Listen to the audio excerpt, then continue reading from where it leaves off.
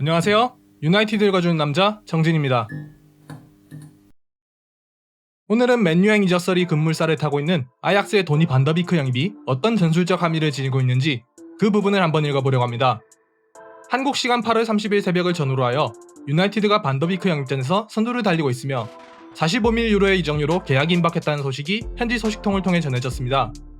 최우선 영입 대상인 산초 사가가 지지부진하고 다른 영입설들이 거의 나오지 않고 있어 조심스레 2년 전 여름처럼 챔스 진출 후에 보드진이 추가 투자를 망설이고 있는 것이 아닌가, 아무도 영입되지 않고 이적 시장이 마무리되는 것이 아닌가 하는 불안감이 커지고 있던 와중에 전해진 소식이라 더욱 격한 반응이 나오고 있죠. 이번 영상에서는 반더비크가 영입된다면 어떻게 전술이 바뀌게 될지에 주목하여 유나이티드가 반더비크의 영입을 통해 어떤 그림을 그리고 있는지 한번 예상해보는 시간을 가져보려고 합니다. 우선 반더비크라는 선수를 이해하기 위해서는 아약스의 전술적 토대를 이해할 필요가 있습니다. 전설적인 명장 리누스 미엘스가 토탈 사커의 뿌리를 처음 내린 곳이고 축구 전술의 흐름을 바꿨다고 평가받는 요한 크루이프가 그 기틀을 잡았던 팀이 바로 아약스이기에 아약스는 토탈 사커, 그 중에서도 크루이프즘의 전술 철학에 있어 스페인의 바르셀로나와 함께 그 첨단을 달리는 팀입니다. 삼각대응을 계속해서 만들어가며 볼 점유를 유지하는 동시에 순환의 속도를 끌어올리고 상대 수비진을 지속적으로 흔들어 빈틈을 만들어내려는 전술 기조가 그만큼 잘 녹아들어 있죠. 반더비크가 이러한 철학 아래에서 두각을 드러냈다는 것은 그만큼 이 선수의 공간에 대한 지능과 볼 순환에 대한 이해도가 높다는 것을 의미합니다. 한마디로 반더비크를 정리하자면 윤활유 혹은 폼리바퀴 같은 선수가 될 것입니다. 탁월한 드리블이나 패스 옵션을 갖춘 선수도 아니고 그렇다고 피지컬로 상대를 찍어 누르거나 엄청난 수비력을 갖춘 것도 아니지만 공간에 대한 탁월한 이해도와 성실성을 바탕으로 계속해서 볼이 있는 선수 주변을 움직여 삼각 대응을 만들어주며 리시버 역할을 하고 다시 비어있는 공간의 동료에게 원터치로 전달할 수 있는 선수이죠. 이 부분에서 이 선수는 훌륭한 중간 연결자로서 기능하는 선수입니다. 팀의 조직력을 끌어올리고 빠른 연기와 볼 순환에 도움이 된다는 점에서 빛나는 조연으로 활약할 수 있는 선수죠. 그만큼 기본적으로 잘 조직된 시스템하에서 구심점 역할을 할 선수와 함께 맞붙여 놓았을 때 그 진가를 발휘할 선수입니다. 다행히도 유나이티드의 후방엔 포그바와 프레드가 있고 전방엔 브루노가 있죠. 저는 반더비크가 유나이티드에서 성공할 것이라는 점에 대해서 큰 이견이 없습니다. 공간 이해도에서 탁월한 모습을 보이는 선수이기에 압박이 거세고 템포가 빠르다는 것은 큰 무리가 되지 않을 것입니다. 센세이셔널한 데뷔전 이후에 급격히 내리막을 겪었던 블린트와 달리 신체 능력도 그리 뒤처지는 선수는 아니기에 조금만 더 몸을 사용하는 법만 배운다면 말 그대로 축구 도사처럼 뛰면서 팬들의 사랑을 듬뿍 받는 선수가 될 것이라고 예상합니다. 포지션을 놓고 볼 때 반더비크가 두각을 드러냈던 포지션은 4-2-3-1의 공격형 미드필더 위치였습니다. 전방에 위치하는 두샨 타디치가 가짜 9번으로 상대 수비 라인을 끌어내리고 좌우 윙포드인 퀸시 프로머스, 하킴 지에으, 다비드 네레스 같은 선수들이 하프 스페이스를 공략하는 와중에 비계되는 공간을 이리저리 파고들면서 기회를 창출하는 역할을 맡았었죠. 특유의 왕성한 활동량을 바탕으로 한 후방 가담 능력과 강한 전방 압박, 동시에 공격 시에 박스 안으로 침투하여 기회를 만들어내는 능력까지 굉장히 복합적인 10번의 임무를 소화하는 유니크한 스타일을 보여주었습니다.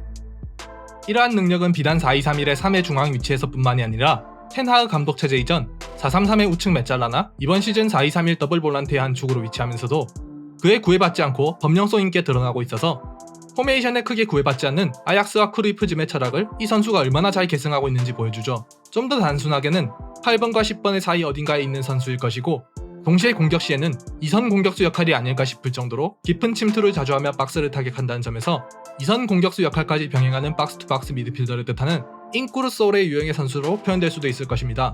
지금 시대 인쿠르소르의 대표격으로 손꼽히는 선수가 현재보다 공격적인 임무를 맡았던 포그바였다는 점을 고려한다면 이 선수가 플레이하는 높이가 어느 정도인지 유나이티드 팬분들께서는 아마 익숙하게 받아들일 수 있으시겠죠. 그런 반더비크이기에 아마 기본적으로 이 선수를 활용하는 높이는 지금의 포그바와 브루노의 사이가 될 것입니다. 실질적으로 세콘다 푼타에 가까운 범주에서 활용 중인 브루노가 본격적으로 공격진에 편입되고 트리보테의 한 축으로 반더비크가 포함되는 형태로 포메이션이 구성될 가능성이 높다는 것입니다. 보다 구체적으로는 4-3-1-2에 가까운 아약스가 활용하는 방식과 상당히 닮은 전술적 선택을 유나이티드가 향후하게 되지 않을까 그렇게 보고 있습니다. 브루노가 가짜 9번 역할을 맡아 보다 내려와주면서 중앙 수비를 유인하고 측면에 포진하는 좌우 윙포드가 안으로 좁혀서 하프 스페이스를 공략하는 형태로 전술 골자를 갖출 것이라는 의미죠. 이 방식은 솔샤르 감독이 실제로 임시감독 시절에 자주 활용했던 방식이라는 점에서 유나이티드에게도 상당히 익숙한 형태입니다. 이러한 시스템 변화의 핵심은 결국 포그바를 보다 공격적으로 활용해보겠다는 심산일 것입니다. 브루노의 영입 이후 이전보다 8번에 가까운 역할로 충분히 좋은 활약을 펼치고 있는 포그바이지만 산초의 영입이 힘들어지고 측면 수비수들의 공격 지원 능력에 아쉬움이 있는 현재 상황에서 마냥 8번으로만 두는 것이 상책은 아닐 수 있습니다. 공격적으로 자유도를 주면 여전히 포그바는 유니크한 자신의 능력을 여지없이 발휘할 수 있는 잠재력을 가진 선수이고 이제는 공격적으로 혼자 해내야 된다는 부담도 브루노의 영입으로 많이 덜어지게 되었죠. 동시에 풀백들의 부족한 공격 능력을 좌측에선 포그바가 우측에선 반드비크가 하프윙으로 활약하며 채울 수 있다는 점에서 이번의 접근은 결국 측면의 효율성을 살리고자 하는 시도의 일환으로 볼 수 있습니다. 그리고 이 과정에서 수직적으로 움직이는 반더비크에 비해 다소 넓게 펼쳐나가는 포그바의 활용 방식이 쇼의 제한적인 풀백으로서의 활용을 불러올 가능성이 크다고 보이며 반대편의 완비사카는 앞선이 비는 상황에서 혼자 해결해야 했던 상황을 벗어나 패스를 받을 수 있는 위치로 움직임을 자주 가져가주는 반더비크의 가세로 전개 정확도를 확실히 끌어올릴 수 있겠죠. 다소 모험적인 패스를 자주 시도했던 브루노나 연계 파트너가 필요했던 마샬 역시 볼을 받아주는 움직임이 좋은 반더비크와의 상성이 상당히 좋을 것입니다. 관련 영상으로 단계적인 전술 분석을 통해 전해드렸던 산초 영입을 통해 추구한 전술 변화계획의 전면 백지화에 가까운 플랜 B 상황이라고 볼 수 있는 것도 그러한 이유 때문입니다. 실제로 산초의 영입을 통해 얻고자 한 전술적 변화를 반더비크의 영입은 다른 접근 방식을 통해 어느 정도 이루고 있습니다. 때문에 반더비크의 이적설 전까지 저는 산초의 전술적 중요도를 고려하여 결국 유나이티드가 요구액을 다 주고 데려올 가능성이 70에서 80%에 육박한다고 평가했으나 반더비크의 이적이 성사된다면 그 가능성은 20에서 30% 정도 수준으로 떨어질 것이라고 예측하고 있습니다. 다만 상황이 그렇게 나쁘다고만 평가할 수 없는 것은 산초 영입을 통해 문제를 해결하려던 수준에 달할 순 없겠지만 이 방식 역시 결코 틀린 답은 아니라고 보인다는 것입니다. 실제로 저는 산초 영입이 무산될 경우 다른 윙포드를 영입하기보다는 중원 자원과 수비수를 추가적으로 영입하는 플랜이 더 나을 것이라고 지속적으로 언급해왔습니다. 하프윙으로 좌측의 효율성을 끌어올릴 수 있는 포그바를 보유한 맨유가 굳이 사이드백이나 윙포드로만 측면 문제를 해결하려는 것은 지나치게 협소한 차원의 접근이 될 것이고 좌우 메짤라가 넓게 전진하고 상대적으로 풀백을 보수적으로 활용하는 방식이 측면 문제를 해소할 또 다른 접근 방식이 될 수 있다고 여겼기 때문입니다. 전술적 보관을 놓고 볼 때 반더비크는 훌륭한 영입이 될 것입니다. 물론 탑타겟인 산초의 영입이 사실상 물 건너가는 것으로 보이기에 동시에 조금 씁쓸한 부분도 있습니다만 이 글에서 언급드렸던 4-3-1의 우측 메짤라, 프레드, 맥토미니, 그리고 마티치를 파트너로 둔 4-2-3-1의 볼란테, 브루노의 이탈 시에 현행 4-2-3-1 전술의 세콘다 푼타, 측면 플레이메이커에 가까운 변칙 전술화의 우측 윙포드, 찍어 누르는 경기가 가능한 상황에서 제한적으로 가동될 수 있는 6번의 역할까지 어느 위치에서건 일단 출전하기만 한다면 특유의 축구 지능으로 평균 이상은 해내어줄 수 있는 선수라고 보이기에 솔샤르 감독에게 다양한 전술 옵션을 제공할 수 있을 것입니다. 그리고 정말 만약 산초가 오게 된다면 브루노와 포그바의 든든한 백업으로 스쿼드 뎁스를 더하겠죠. 이번 영상은 여기까지입니다.